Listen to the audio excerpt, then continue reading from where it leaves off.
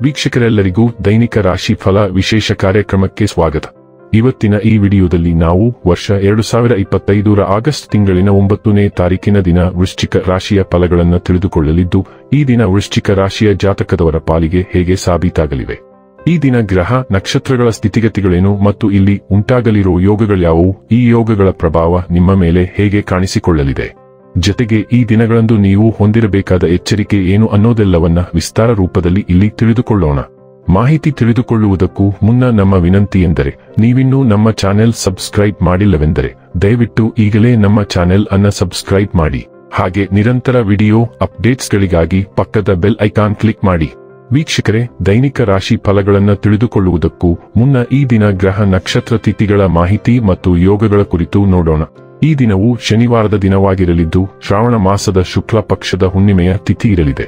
ಹುಣ್ಣಿಮೆ ತಿಥಿಯು ಈ ದಿನ ಮಧ್ಯಾಹ್ನದ 1:24 ಇರಲಿದ್ದು, ನಂತರದಲ್ಲಿ ಪಾಡ್ಯ ತಿಥಿ ಪ್ರಾರಂಭವಾಗಲಿದೆ.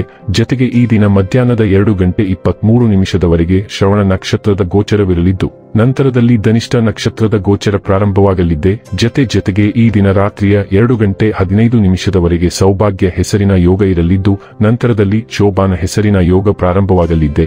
ಇನ್ನು ಚಂದ್ರದೇವನು ಈ ದಿನ ಮಕರ ರಾಶಿಯಲ್ಲಿ ಗೋಚರಿಸಲಿದೆ. ಅದೇ ಸೂರ್ಯದೇವನು ಈ ದಿನ ಕರ್ಕ ರಾಶಿಯಲ್ಲಿ ಗೋಚರಿಸಲಿದ್ದಾನೆ.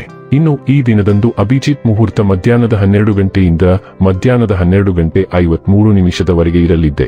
ಇದು ಈ ದಿನದ ಗ್ರಹ ನಕ್ಷತ್ರ ತಿಥಿಯ ಕುರಿತಾದ ಮಾಹಿತಿಯಾಗಿದ್ದು, ಇದರ ಆಧಾರದ ಮೇಲೆ ನಿಮ್ಮ ದಿನಚರಿಯಲ್ಲಿಯೂ ಬದಲಾವಣೆ ಕಂಡು ಬರಲಿದೆ. ಇನ್ನು ಈಗ ಈ ದಿನದ ವೃಶ್ಚಿಕ ರಾಶಿಯ ಫಲಗಳ ಕುರಿತು ನೋಡುವುದಾದರೆ, ಸಣ್ಣ ವಿಷಯಗಳು ನಿಮ್ಮ ಮನಸ್ಸು ಕೆಡಿಸಲು ಬಿಡಬೇಡಿ. ಯಾರಾದರೂ ನಿಮ್ಮ ನೆರೆಹೊರೆಯವರು ಇಂದು ನಿಮ್ಮ ಹತ್ತಿರ ಹಣ ಸಾಲ ಕೇಳಲು ಬರಬಹುದು.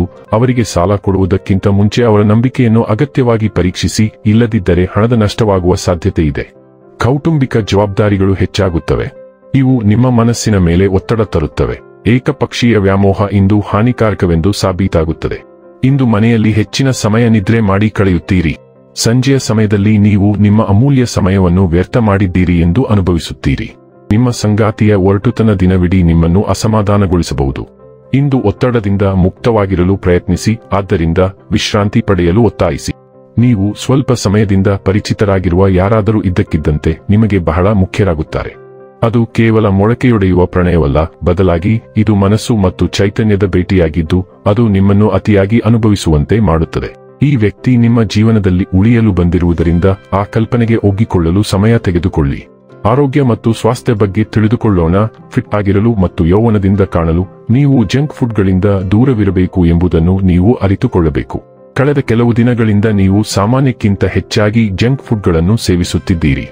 ನೀವು ಒಂದು ಹೆಜ್ಜೆ ಹಿಂದಕ್ಕೆ ಇಡುವ ಸಮಯ ಬಂದಿದೆ.